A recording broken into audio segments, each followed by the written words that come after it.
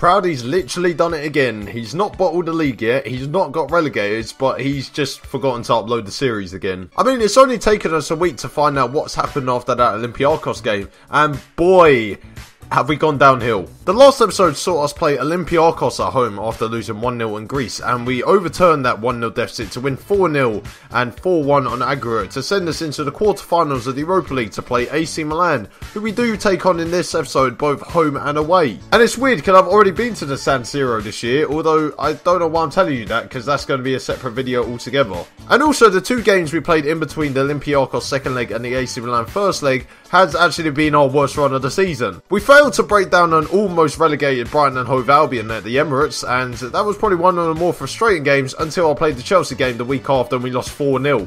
And I'm still trying to work out how that happened. So amazingly, Didier Deschamps didn't call up Francis Coquelin despite him being in the best run of form I think I've ever seen him play in real life and in Football Manager, and then he suddenly starts playing shit and then gets called up to the French squad. Because that makes sense. We also managed to win Manager of the Month with a 75% win ratio, although I would have liked that 100, but we managed to draw to Brighton. I mean, I really am shit after all, aren't I? And in probably the worst news we've had all season, Struckdown Mustafi was robbed of Player of the Month by Jonathan Walters. I mean, I might as well sell Mustafi in that case. Despite it being March, I have managed to make a new signing for next season, and we were short at left back, so I've decided to bring in Valencia left back Jose Gaia in for 25 million plus add-ons, and he's a very young left back and he's got a lot of potential, and obviously now it means I don't have to play a centre back at left back anymore because it's actually starting to piss me off. It might also be a good time to share with you that AC Milan sacked their manager Vincenzo Montella after they were 10th in Serie A, and I've got them coming up in the Europa League quarter-final. If I lose this is going to be the most embarrassing thing on my channel, other than my voice and my presence. And in other exciting news, the under-23s also won the Premier Division Cup, which is great news, and hopefully we're going to go and win the EFL trophy and go to Wembley next year, because I don't think the first team are going to be making it to Wembley anytime soon.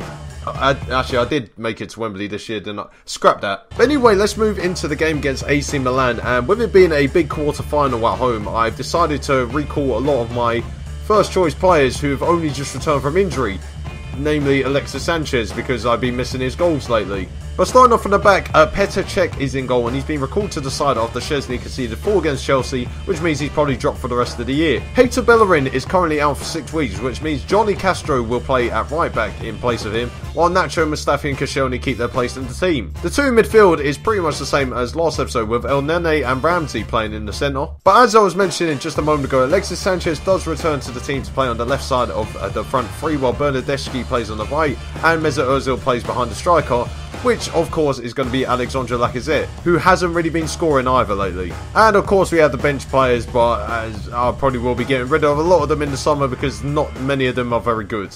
Oh great, I have to play AC Milan in the quarterfinals of the Europa League on my birthday in the game, and I need to keep us in this competition because I would like us to win the Europa League and get into the Champions League, because we're very close to bottling the league already. Okay, AC Milan have gone a bit more defensive than I thought they would, but then again, Italian teams always like to defend, don't they? And they are struggling in Serie A at the moment, so we should be thrashing this team. I know it's AC Milan, but we should be thrashing them. This has the potential to be one of the worst birthdays ever. But as I was mentioning, we are very close to bottling the league, so the Europa League might be my only realistic chance of winning a trophy. And Mesut Ozil finds Alexis! Oh, it's a good save. Oh, Alexis! I don't know how that's gone in. But well, it's somehow gone in. But Alexis headed it, then Lacazette had a shot saved, and then Alexis put in the net. And I forgot to turn on replays again. But my defence are pretty much on his last legs now. I don't have that many backups to the players that I've got playing, so I need to hope they don't get injured. But then again, Alexis Sanchez has just come back from injury. I forced him into the team and he scored. So he was probably the catalyst for the rest of our season. Finds Ozil, he finds Bernardeschi. Oh my god. Why did I put him back into the team? I know he was offside, but he still managed to miss the target. And Bernardeschi, oh, it's 2-0! He's finally scored for like months. Bernardeschi with a fantastic free kick into the top corner. 2-0 against AC Milan. It's what I brought him in for. How much did I buy him for again? And we're cruising into the semi-finals. I mean, we do have a second leg still to play, but we're still cruising into it. Lacazette still can't finish. This has become a big problem.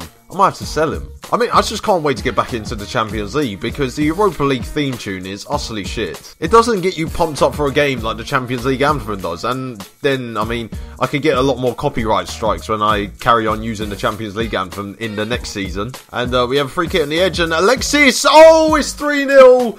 That is game over!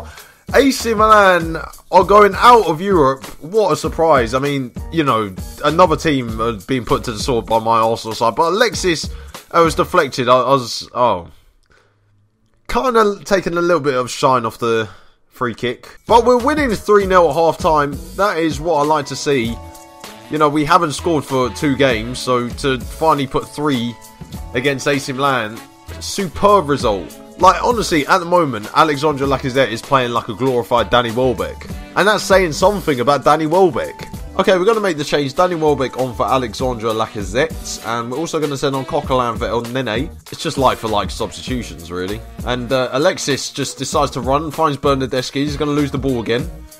Yes, he is. What a surprise. It's literally the same things happen again. Okay, we're going to send off, we're going to take off Ozil, and let's go play Iwobi behind Welbeck. I mean, it just shows you the strength and depth that I clearly do not have at this Arsenal team. And plus we have the Bournemouth game in between this game and the next game, so I'm hoping we don't get any injuries because my squad is threadbare now.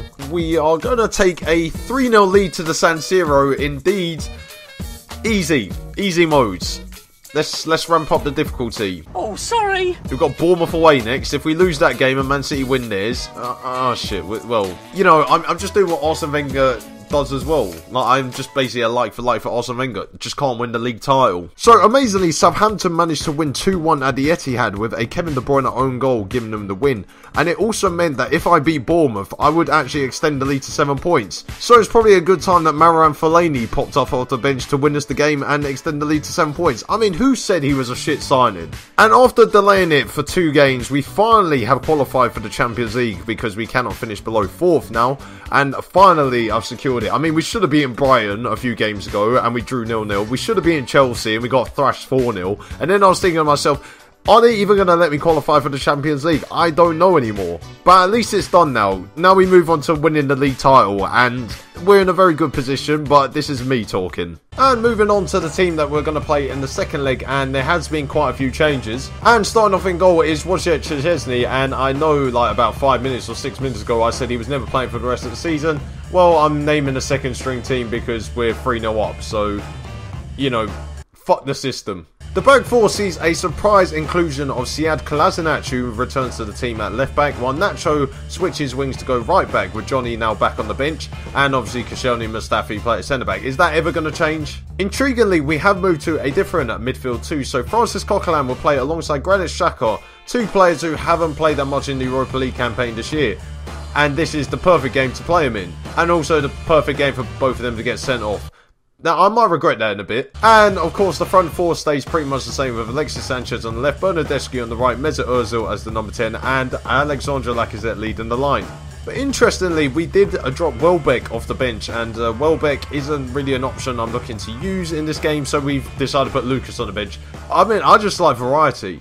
Okay, this game might well be over already, but I'm still going to play the second leg because there's still a chance that I could bottle it. Well, AC Milan have decided to drop their number 10 and then just play 2 central midfielders, so I feel like that's a little bit more defensive than they played in the last game, where they lost 3-0. I mean, are they even trying anymore? Okay, this is a huge game for the club. I mean, we've qualified for the Champions League now, through the league.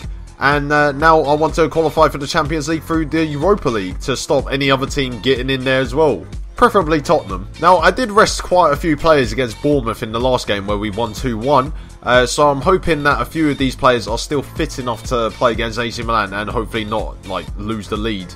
And Bernardeschi starting off the game like he ended last game by losing the ball again. But we have won it back and Bernardeschi will run forward, finds Ozil. Bernardeschi, Alexis... Straight Donnarumma. I mean, an away goal and we're pretty much through, so I might as well just stick to key highlights after that. And Alexis plays it through to Ozil, and it's Bernardeschi! There's the away goal we needed. We're going through to the semi-finals. I mean, bring on the Russian farmers or whoever we're going to be playing in the semi-finals. And it's a great ball across the box by Ozan. Bernardeschi scoring once again against Italian opposition. I mean, we might as well just play Italian opposition and just play Bernardeschi, because that's the only team he seems to score against. There is a highlight for AC Milan, and Suso finds Bacca. Now, surely AC Milan aren't going to score. No, they're not, of course, because we have Wojciech Szczesny in goal. What a keeper. World class, that boy. As I keep saying time and time again, we just have world class talent in our squad. They've scored. That wasn't meant to happen. Carlos Bacca's just equalised for AC Milan. Doesn't mean anything though, because they still need another 4 goals to progress. Okay, I'm going to be a bit brave. I'm going to say I'm not happy with the performance. We're drawing 1-1 at the San Siro. That is not a good result for Arsenal Football Club. Just think about it. Like, think about how low the expectations have become. And now we're suddenly seeing a 1-1 draw against AC Milan as a positive result. Fuck off. I am a big time manager. I win things. I mean, look how much I've changed since I've started actually winning things. But there is a highlight, and Bernardeschi, Koscielny, and there's Aaron Ramsey, and he's offside. I mean, that could have been the change of the season. That generally could have been the substitution of the season. Is that an award? I mean, I'm winning enough awards as it is already. Oh, Niang 2-1. Oh, I mean, we're going to lose on the night, but who cares? Who cares? Like, we're just treating the AC Milan fans to some joy. I mean, they're 10th in Serie A. Oh, they're going out of Europe and we're going to the semi-finals. Unless AC Milan score again. Thank you very much. We're through to the next round, into the semi-finals. Bring on whoever we're going to be playing. I don't know who's actually made it through. I mean, Granit Xhaka managed to get a 5.0. How the hell do you get a 5.0 in a game like this? And the 4 teams in the Europa League semi-finals are us, Liverpool, Hertha Berlin and Villarreal. It's a little bit annoying Hertha Berlin are in the semi-finals, because I kind of didn't want them to overachieve, because now it feels like the expectations are going to be a lot higher when I eventually manage them next year. Oh great, we get Liverpool in the semi-finals. Brilliant, that's just the team I wanted to face. Like, why couldn't you give me Hertha Berlin? At least that's an easier tie. Oh, we're going out. We're going out. Baby, give me what I need. Cheap thrill. Give me what I need.